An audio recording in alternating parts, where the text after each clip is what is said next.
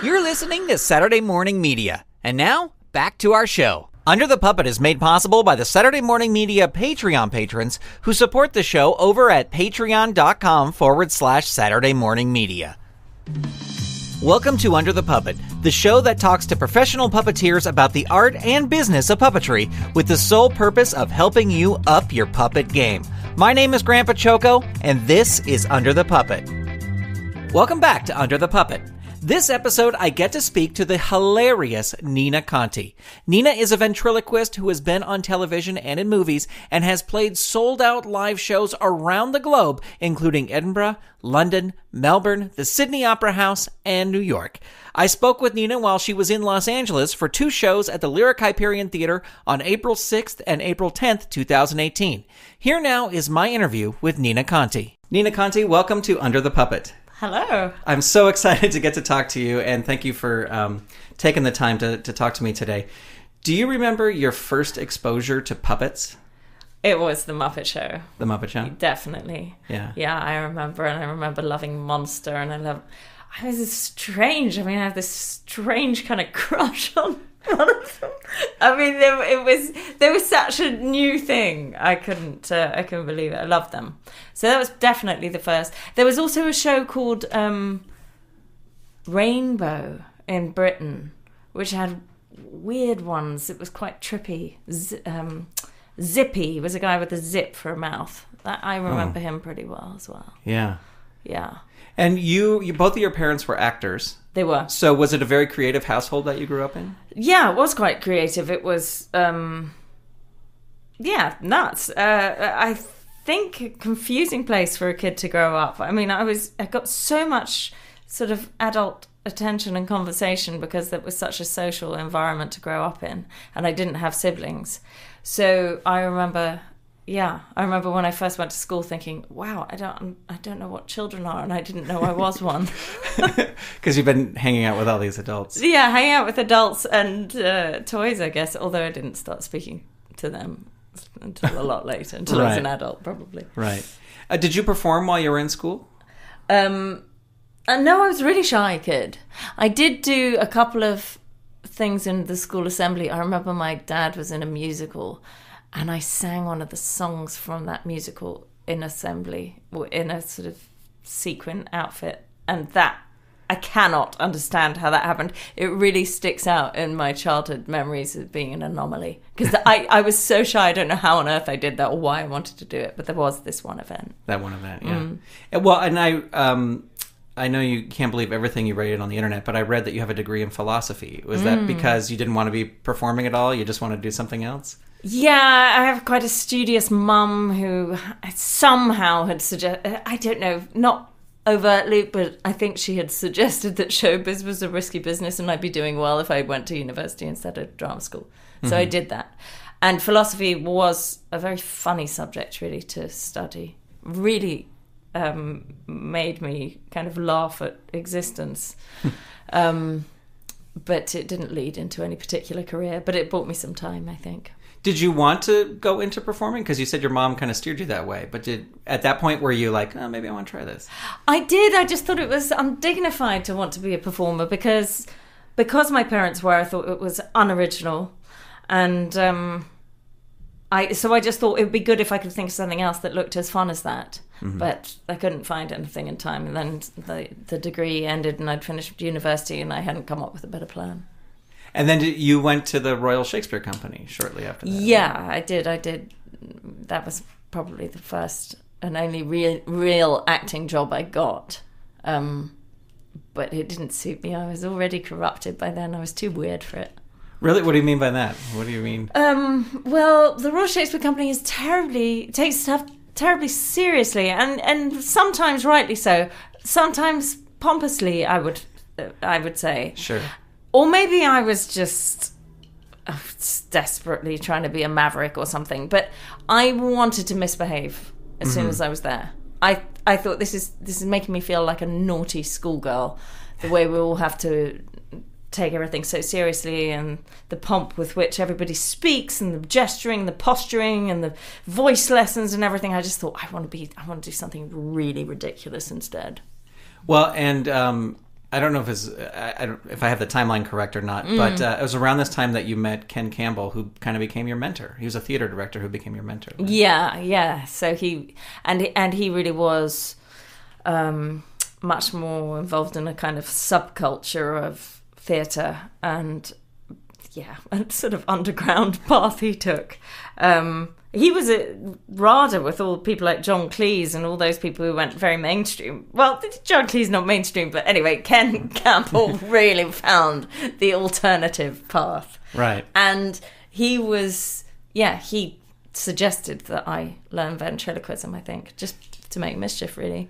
Right. Was he a ventriloquist himself? No, it was awful, absolutely awful. But he was a fan of it in some kind of way. And then I think he just thought, wouldn't it be grand to drum up this discarded art form and see if we can put some new energy into it? And he tried to sell the idea to quite a lot of young actors in London that year, but I think I was the only one that really went with it. Yeah. Mm-hmm. And did you just start studying it? Did he kind of train you, or did you have to kind of find it on your own? He bought me a Teach Yourself Ventriloquism kit, which I hope is still available, from Mayer Studios somewhere in Kentucky. And it was 30 pages, booklets that you were supposed to teach yourself with. He also bought me a puppet, quite a fancy kind of figure. And they were at the stage door of the Royal Shakespeare Company, these gifts. And Ken had a real temper, so if you didn't do his bidding, he'd let you know about it. So I gave it a good go, actually, for fear of being shouted at. And then I actually took to it, really loved it. Yeah. Yeah, and then you went to the Edinburgh Fringe Festival. I did. With a show that he wrote that was all ventriloquism, right? Yeah, that was all ventriloquism. Yeah, and what was it like putting on a show there at Edinburgh? That was hard that year. That was one of the years where you had to just flyer all day and you were exhausted and emotionally bereft by the time it was to do the show. And there weren't 7 people in the audience and that kind of thing. That was quite hard. But I just remember the first time putting my hand in the puppet, and I was filming it at the time, realising I've got a lot to say to this puppet and it's got a lot to say to me, and this is suddenly like picking up the right pen. And I didn't really look back from that moment. Was there any what was the hardest challenge learning ventriloquism that you think from your 30-page book? It was disassociating emotionally from what the puppet's saying and making sure there's no remnants of his attitude on your face. That's the most difficult thing. And I suppose that's what makes it a bit different from puppeteering, where you're really getting into whatever the puppet is saying and you're showing that, your face will reflect it. Right. You have to counter that with ventriloquism, and that's a bit like rubbing your stomach and patting your head at the same time. Yeah. Did you study other ventriloquists at the time, or just... Well, Ken showed me a few that were really good. Terry Rogers was one. Edgar Bergen, he was keen on. He'd showed me old VHS recordings of these people. That was the first time I'd really seen ventriloquism. So I'd enjoyed puppets like everyone else did as a kid, but I had never thought it was something I would get into. Mm-hmm. It was accidental. It was purely accidental. Well, you started performing, and you performed at Edinburgh, and you've returned there several times, and you've also performed and won awards at the Melbourne Comedy Festival in Australia. Do you feel that festivals like this are good things for performers to kind of explore? Comedy festivals? Yeah. Or fringe festivals as well, yeah. Fringe festivals? Yeah, they're great to explore. It's really lovely to be surrounded by shows and go to other shows and take inspiration from other performers. To feel like you're part of a tribe, all that is very good. Also, you're getting to do a show night after night after night, so you can really learn your craft and you get to notice what the variables are in controlled circumstance of a nightly show, rather than touring and thinking, oh, maybe it was the broom, or maybe, you can actually work out little differences in your performance that help you. Do you get a lot of inspiration for, like, say, new pieces in your act from doing shows? Like, oh, this kind of worked, I can... Yeah, that's the only way I write now. And actually, I don't think I really do write, because I improvise so much now. But all my discoveries are made on the stage. I'm very reluctant to sit at a computer and come up with ideas. I'm just so uncomfortable. I'm tidying the house, or I'm at the fridge within seconds. Yeah. And And when you're on stage, I don't know, my brain works faster because of the fear and the panic and the presence required. And I come up with better ideas. So if I'm happy enough to just take the risk and get on stage, that's where the good stuff will come from. Do you have any improv training, like in your background? No, not really, no. Just all from from doing these shows? Just from doing it. Yeah. And just realizing latterly, improv isn't really being able to think of brilliantly funny things out of nowhere. And I think people think that's what improv is, and it puts a lot of people off. Mm-hmm. It's really not that. It's just saying what's in your head. Yeah. And it doesn't have to be funny for some reason. It just is. If you say what's in your head, it sort of is funny, because It's funny to hear someone's brain working out loud. Yeah. So it's just an exercise really in articulating. It's not about coming up with zinging one-liners. Right. Right. Well, and sometimes I've found doing improv, if you plan a joke, it's like, I'm going to say this, and it's never funny. No, it's not funny, like always, is it? If you're spontaneous, it's good. No, yeah, it's got to be spontaneous. And if you don't say your first thought, I mean, you're going to hate your second thought. Right.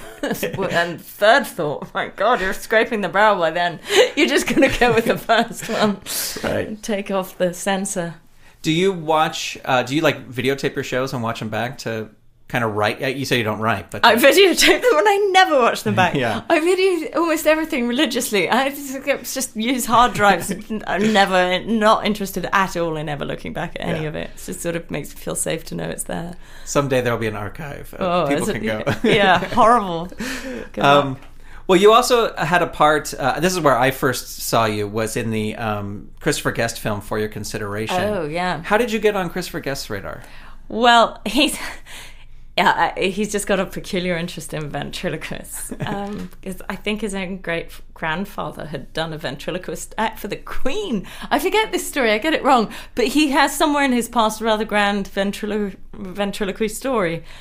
And he played a ventriloquist, didn't he, in Best in Show? Yeah. It tickles him, and I'm very grateful for that. That's just my luck that I happen to do something that he finds funny. Yeah. Because I think he's wonderful. Yeah.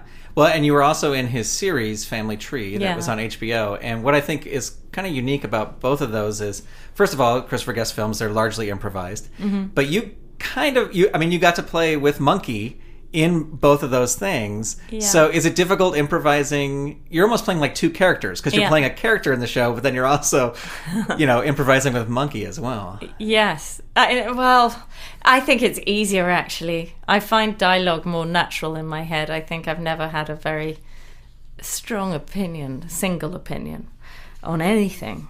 So to be able to split that into two voices is reassuring, because you can just feel the truth is somewhere in between and then bat it to and fro. Yeah. I prefer having two voices. Yeah, I think if people haven't seen Family Tree, it's so funny, and I still laugh about the scene where he calls you to try and talk to you, but it's just Monkey there. Oh, yeah. He tries to Skype with you. And I don't know, it's just that's just so funny where it's, no, she's not here. I don't know. Everyone should see it. It's a great film, and you're excellent in it. Thank you. And in 2012, you directed and starred in your own film called Her Master's Voice, and it was about your mentor, Ken Campbell, and him leaving all his ventriloquist puppets to you when he passed. What was it like starring in and directing a film at the same time? Was that your first time ever doing something like that? Yes, it was, and I didn't even really think of it in those terms, that I was directing and starring. I was just making it and filming the story along the way. It felt like such a grand gesture to get somebody's puppets in their will. So these puppets land in my house. They're all sort of uniquely bereaved because they don't have voices anymore. I don't know who they were with him. They're such strange objects. And then to have heard about this place in Kentucky where there's a puppet graveyard or whatever, stroke museum for puppets, I thought, these guys have to go there. I can talk about Ken on the way. I just thought, this is a story I have to tell, and I'll just film it along the way. So it wasn't like, standing behind a camera and shouting action and running in front of it. It felt more like a video diary. Yeah. Mm-hmm. Yeah, well, that's another one people definitely should check out. In that movie, you kind of talk about how you were thinking of giving up ventriloquism. Yeah. A little bit. Was that like something made up for the film, or was that real? Was that something you were working through? No, definitely. I mean, daily I probably thought about it. When I began doing ventriloquism, I thought, I'll do this summer. Now, however many years later, 15 or more, and that summer's still going. So, yeah, I was thinking about it. I was thinking, you can't take this seriously and do this seriously forever.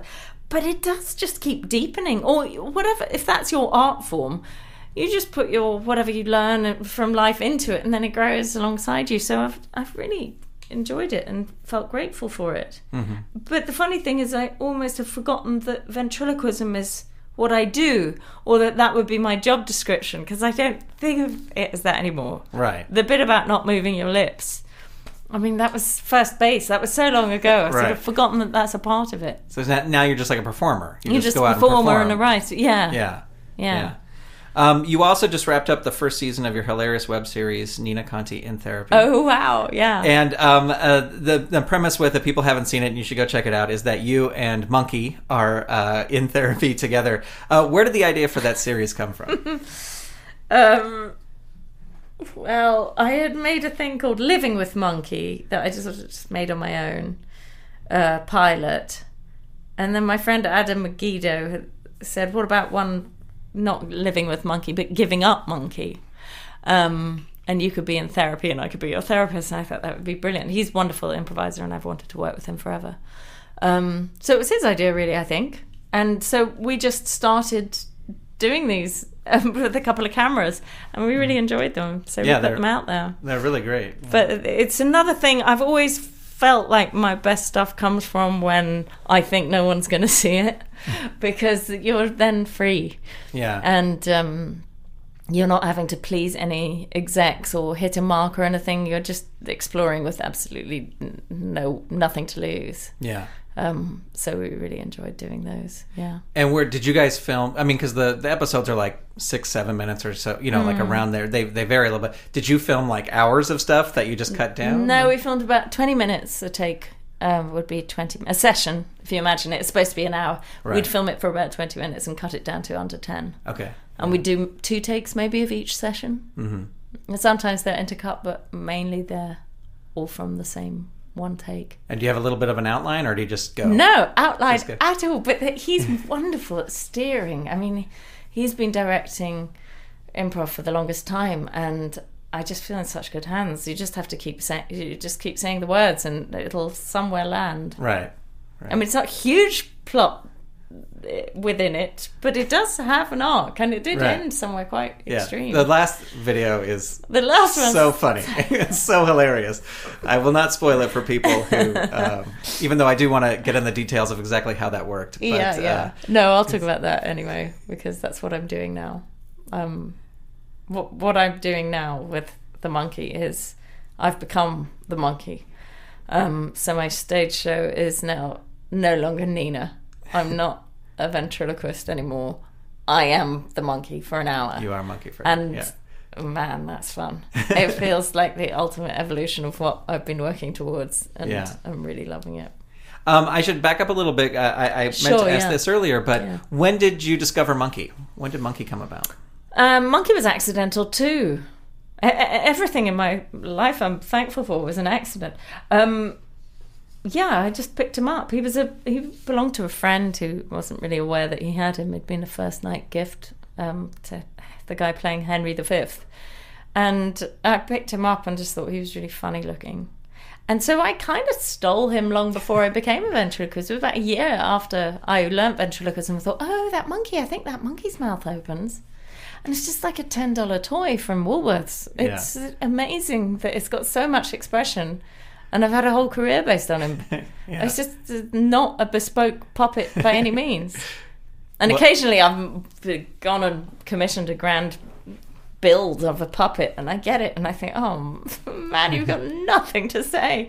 What a waste of money. And that tiny little puppet, I've just got reams to say. Is that still the original puppet that you borrowed from your friend? No, I think he's third, fourth, maybe. Yeah. They wear out. They do. They crack. Their mouths crack in the end. Yeah. Yeah.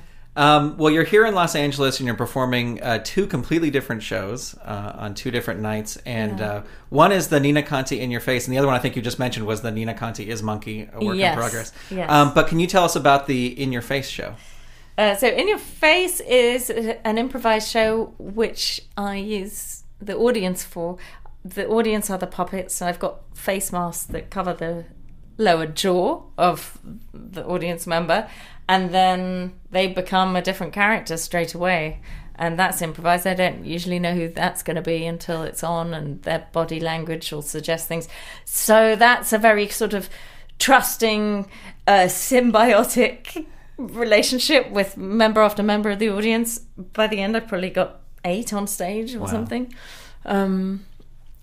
It's really been fun. I've been doing it for maybe 3 years, and it still surprises me. And I'm always looking for new stuff to do in it. Mm-hmm. No 2 shows have been the same. And it's made me less afraid of people. I think I used to think, oh God, the audience. Or if I started speaking with somebody in the audience, I'd like try and wrap it up and put it to bed so I could go back to the show. And now I don't feel like that at all. I don't feel afraid of people in that way. It's been really nice. Yeah, I think I read an interview when you were talking about this show about how one night there was some guy who just started talking and you just went out and sat in the audience. Oh, yeah. Yeah, like he just started talking through the mask and you just went and sat in the audience. Yeah, that was fun. Yeah, and I think improvisation really just helps you deal with anything that happens on stage. It's like a light could fall over and you're like, all right, a light fell over. So no great. deal. That's such an opportunity. Yeah. Yeah.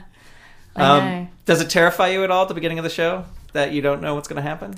Or I do feel frightened before every time. Yeah, I don't think I'll ever lose that. But I'm able to tell myself. It's usually, a very concentrated fear that lasts about 15 minutes before showtime.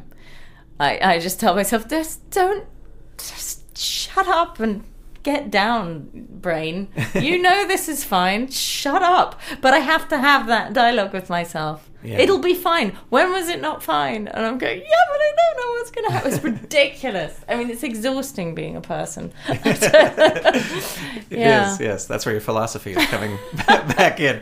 It's so exhausting. Well, as we wrap up here, if there was a young performer who's considering maybe trying ventriloquism or, kind of following your career, what advice would you give them that, you kind of wish you knew when you were starting out? It's all about honesty, I think, and articulating all the thoughts in your head and not worrying what people are going to think if you say a certain thing, because the moment you say something that everybody might judge you for, you feel that and you're able to correct it, and then there's a sort of a natural moral compass in the room with an audience, and I just think let that guide you and don't get in the way. That's where the fun is, just to sort of feel what's in the room, and to me that's what's most exciting about it. Yeah. What's been the highlight of your career so far? Or a couple highlights. It doesn't have to be just necessarily one.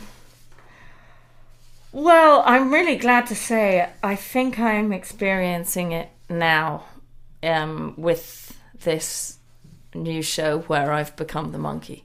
Mm-hmm.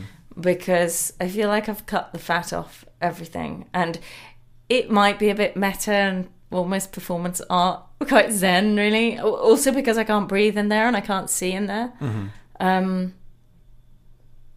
All those things have given it this sort of strange power, and I really love it. So the highlight of my career actually has turned out to be unable to breathe in a very hot, very dark, very heavy monkey suit. It's completely converse to what I would have expected, but it's the most liberating. Who built the monkey suit for you? A lady called Ness Bastian, who is no stranger to Chewbacca and other Star Wars characters. Oh, okay. So she's been working on the Star Wars that are being filmed in England at the moment, and so she did it.